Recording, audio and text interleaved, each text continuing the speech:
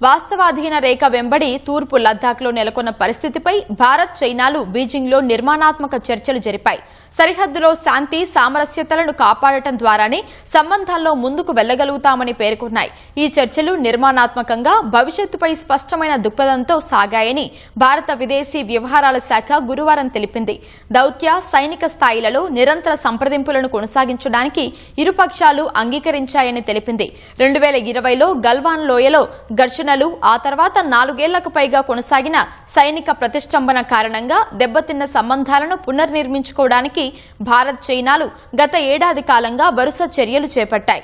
తూర్పు లద్దాఖ్లో దెప్సాంగ్, దెంచోక్ల నుంచి తమ సైన్యాలను 2024 అక్టోబర్లో ఉపసంహరించుకున్నాయి.